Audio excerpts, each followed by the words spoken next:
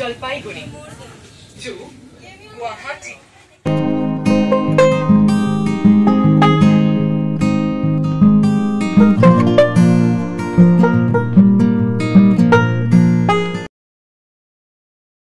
Hello everyone, happy new year. কেন বললাম 2025-এর first blog, যেটা আজ তোমাদের সাথে শেয়ার করছি।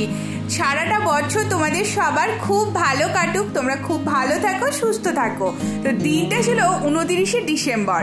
আমরা যাচ্ছিলাম নিউ জলপাইগুড়ি থেকে গুয়াহাটি। তো সেই জার্নিটাই আজ তোমাদের সাথে ব্লগে শেয়ার করব। ট্রেন ছিল বন্দে ভারত। এনজিপি স্টেশনে আগের দিন রাতে এসে স্টে করেছিলাম। বন্দে ভারতের টাইমিং সকাল 6:10 ছিল। আর্লি মর্নিংয়ে বেরিয়ে তো সিকিম থেকে 4 ঘন্টা 4.5 ঘন্টা জার্নি করে এসে ট্রেন ধরাটা খুব চাপেরই হয়ে যেত। তাই আগের দিন রাতে আমরা এনজিপি চলে এসেছিলাম। New Jalpaiguri से गुवाहाटी तक है।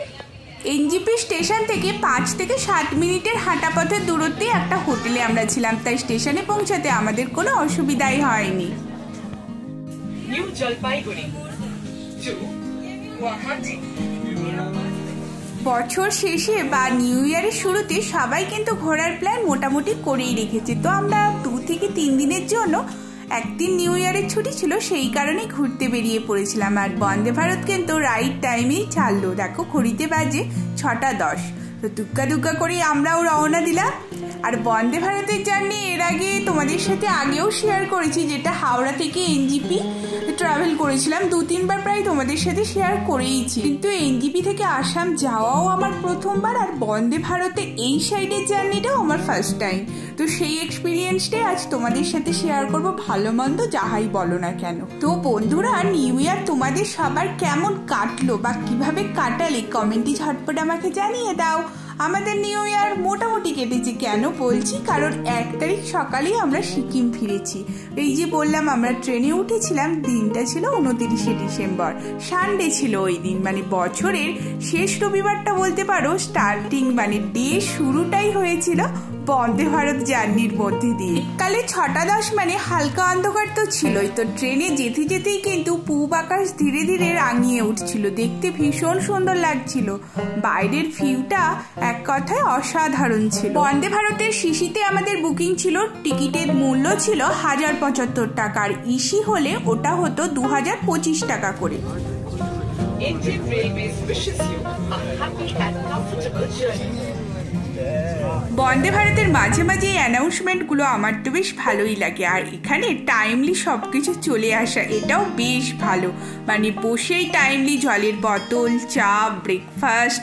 এখানে যেহেতু 11:40-এ গুয়াহাটি নেমে পড়ার কথা, তাই এখানে কিন্তু লাঞ্চ দেয় না। কিন্তু হাওড়া থেকে এনজিপিতে লাঞ্চ দেয়, সেটা তোমাদের সাথে শেয়ারও করেছি। টিটি এসেছিলেন, সবার টিকিটগুলো চেক করে নিচ্ছিলেন, তার সাথে আমরাও বলে দিলাম। জলের বোতলের পর এবার এসেছে চায়ের সরঞ্জামগুলো দিতে, মানে টিকিট আর কি। প্রথমে ওই বিস্কুট আর চায়ের ইনস্ট্যান্ট চায়ের প্যাকেটটা দিয়ে যান, তারপরে গরম জল দেন। আর ওনারা লিস্ট দেখে কি মেলাচ্ছিলেন, কারণ সবাই কিন্তু খাবার বুক করেন না। যে সিটের মানে যাত্রীরা বুক করেছেন সেই অনুযায়ী ওনারা লিস্ট দেখে দেখে দিচ্ছেন। আর চাটা এসে গেল। এর পরের কাণ্ডটা তোমাদের সাথে একটু পরে শেয়ার করছি, যেটা পাকামো করে আমিই করেছিলাম, আর তার জন্য একটু বোকামিও করে ফেলেছিলাম বলতে পারো। যাই হোক, ওই কথাটাই পরে আসছি। তো গরম জল দিতে ওনারা চলে এসেছেন। এবার যে যার পছন্দ মতো চা বানিয়ে নেবেন। আসলে কেন বললাম নিজের পছন্দ মতো, যদি ইনস্ট্যান্ট টি কেউ খেতে না চায়, সেক্ষেত্রে ওই যে প্যাকেট হয় না, মানে পকেট টি যেগুলো থাকে ডুবিয়ে করতে হয়, ওই জিনিসও ওনারা বললে দেবেন। কিন্তু ফার্স্টে ইনস্ট্যান্ট টি এরকম সবাইকে দেন, যার সমস্যা থাকে বললে ওটা চেঞ্জ করে দেন ওনারা। আপনার সমস্ত জিনিসপত্র নিতে ভুলবেন না।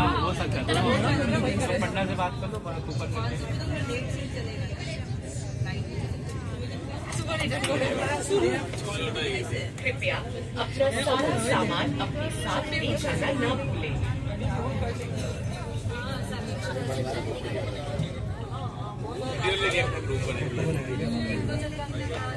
Please remember to take all your belongings with you.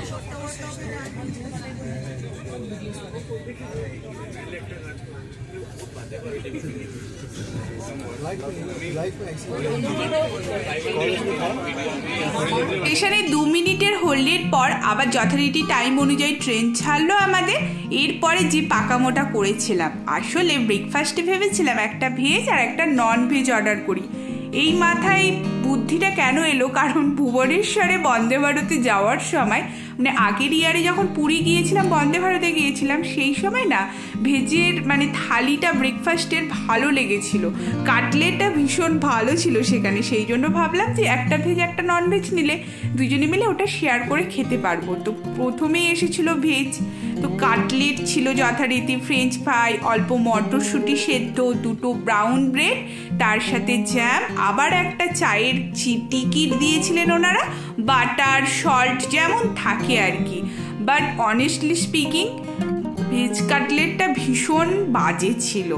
আর সত্যি বলতে গেলে যেটা বাজে এক্সপিরিয়েন্স, হাওড়া থেকে এনজিপি আমরা এতবার এসেছি, খাওয়ার ভীষণ ভালো, কিন্তু মানে পার্সোনালি আমাদের দুজনের ওপিনিয়ন অনুযায়ী ভেজ বা নন ভেজ যাই বলো না কেন ভালো ছিল না খাবারটা। ব্রেকফাস্টটা পার্সোনালি আমাদের একদম ভালো লাগেনি। আর নন ভেজের জায়গায় সব কিছু একই রকমই ছিল, একটা চোকোপাইও ছিল, ওটা বলতে ভুলে গেছিলাম।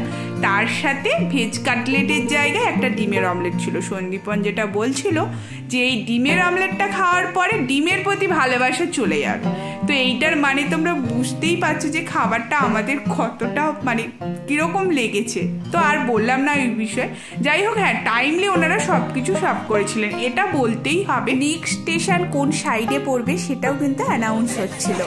ভীষণ ভালো, মানে কনফিউশনের কোনো ব্যাপারই থাকে না বন্দে ভারতের ক্ষেত্রে। নতুন জায়গায় গেলে কি হয় যে কোন দিকে পড়বে, এদিক না ওদিক, এটা উঁকি ঝুঁকি মেরে দেখার ব্যাপারটা কোনো কিছুই থাকে না, ওনারা সব আগে থেকে অ্যানাউন্স করে দেন। আর দেখো দূরে ওই সর্ষে ক্ষেতটা কি দারুণ দেখতে সুন্দর লাগছে। আসাম ঢুকে গেছি আমরা, প্রায় অনেকক্ষণ হলো। পাহাড় নদী সব পেরিয়ে যাচ্ছি গুয়াহাটির উদ্দেশ্যে। দেখতে দেখতে আমরা কিন্তু ব্রহ্মপুত্র নদও পাস করছি। আর ওখানে লঞ্চগুলো দাঁড়িয়েছিল, সন্দীপন দেখে বলছিল যে এগুলোতেই তো আমরা রাইডিং করবো। অনলাইনে অবশ্য আমাদের টিকিট বুক করা ছিল। মিনি ব্লগে ধীরে ধীরে সেটা তোমাদের সাথে অলরেডি কিছুটা শেয়ার করে ফেলেছি। তো ব্লগগুলো তোমরা দেখতে থাকো, নতুন বন্ধু হলে সাবস্ক্রাইব করে প্লিজ পাশে থেকো। আমাদের গুয়াহাটিতে টিকিট কাটা থাকলেও আমরা হঠাৎ করে প্ল্যান করে কামাখ্যা স্টেশনে নেমে পড়েছিলাম। টাইমে প্রায় 10 থেকে 15 মিনিট আগেই আমরা স্টেশনে পৌঁছে গিয়েছিলাম। তো ওভারঅল ব্লগটা তোমাদের দেখতে কিরকম লাগলো ছোট্ট একটা কমেন্ট করে জানিও বন্ধুরা। আর প্লিজ বন্ধুদের সাথে শেয়ার করে দিও। আগে থেকে হোটেল বুকিং ছিল না, ওখানে টোটো দাদাদের বলতে ওনারাই হোটেলে নিয়ে গিয়েছিলেন। স্টেশন থেকে একদম 2 থেকে 3 মিনিটের দূরত্বেই আমরা হোটেল পেয়ে গিয়েছিলাম। সবাই ভালো থেকো, সুস্থ থেকো। নতুন আবার ব্লগে তোমাদের সাথে দেখা হবে। টাটা।